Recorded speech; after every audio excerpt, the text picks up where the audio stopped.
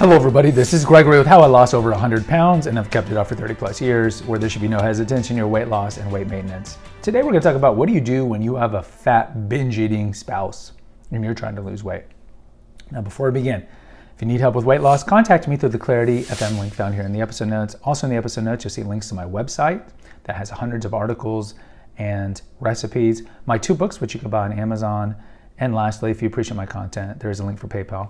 By the way, I started a movie podcast called The Cinema Rag. You can find it on Spotify or Apple if you want to check out something else I like to do. All right. What do you do when you're in this situation? This is a tough situation. Some of you might be in this situation because, to be honest, the fat marry fat lots of times. Or fat people typically, sometimes you'll see like a regular weighted man with a fat woman who's let go. But more often than not, if the man is fat, the woman's going to be fat. And look, if you walk around America enough, you're going to see this. When I go to Golden Corral, I see this, fat people marry fat people, or you see 2 fat people. And let's say one of you wants to start losing weight. And you're like, I'm going to disconnect and disassociate my emotions from food. I'm going to work on my childhood trauma so I don't have this disordered relationship with food that got me fat. You want to go on this road of recovery and just start to lose weight. And you go to your spouse, and your spouse, of course, is going to give you lip service. And then let's say you actually have some success. Your spouse can take it one of 2 ways. They can take it one of 2 ways. They could be very supportive, or they could subconsciously try to undermine it because you're making them look bad. And you see this with a lot of codependent relationships. Codependent relationships are notorious for this. I think it's best seen in alcoholics, because lots of times you'll have 2 alcoholic dependent parents. I remember growing up, I had a friend and I would go to his house to watch Star Trek and play, this is probably original Nintendo. And every night his parents would literally drink probably 12 beers between them. And they just every night. They were alcohol dependent. See, alcoholism it affects your life, your job, your relationships. Alcohol dependent, it doesn't affect, but you're hooked on it. So these parents were alcohol dependent. And it's kind of the same thing. So if one says, you know what, I'm going to stop drinking alcohol, the other one's like, but who's my drinking buddy? Well, that's not fair to me. And it can be the same thing with food when you decide to lose weight and your spouse doesn't. And to complicate these things, you might be on the road to I don't want to binge eat. And then also some things we've talked about here. I don't want to have this junk food. I don't want to have all these foods here, or alcohol, of course, which is empty calories. And you want to get it out, but she's not on the beginning of that road, or he's not on the beginning of that road yet, where he or she still wants to binge eat and have all these bad things in the house. What do? Sucks for you, right? Because you're living with this person, you're married to this person. It's going to be a tough road, and you really have to ratchet up even more self-restraint, because if you're living alone, of course, it's a lot easier to get stuff out of your house that is distractive. It's a lot easier to go for a walk or go for a run. You live alone, you can do what you want, when you want, where you want. And when you live with somebody, it's infinitely harder.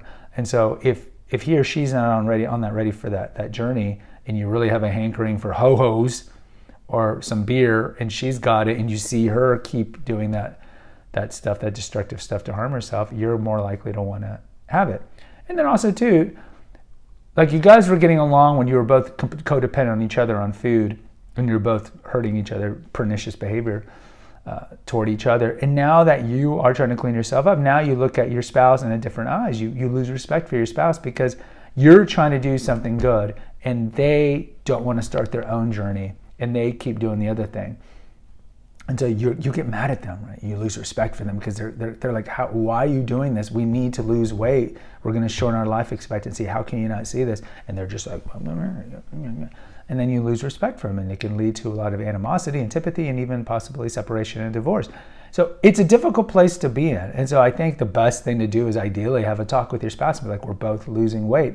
Now, good luck, because like I mentioned in Confessions of an Obese Child, my parents would take me to dietitians all the time as a kid, and they're like, it's time to lose weight. And I'll be like, yeah, I love the food more than I love myself. I'm going to keep eating. So don't be surprised if you have that with your spouse. And so you can ask her or him to put the food away in a hiding place. You can ask him to lock it in a cabinet. You can do all these things. Ultimately, it's difficult, and you're just going to have a lot more self-restraint than otherwise you would. And yes, having somebody in your house who's overweight and who's not on the journey is going to make your journey harder and is going to stymie your journey.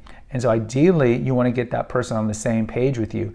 And if that person is not on the same page with you, it's going to be infinitely harder. Now, if you do start to lose weight, maybe that will motivate that person because you'll be telling them, look, I'm doing it. You can do it. Let's do it together.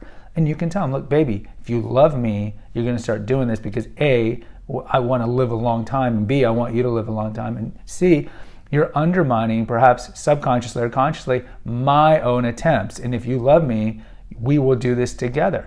Now, she could retort back, or he could retort back and say, well, if you love me, you let me do what I want, eat what I want. It's not fair. You're making me do this. Now, and then you'll get that. You think you're better than me? You think you're better than me? So you're dealing with that too.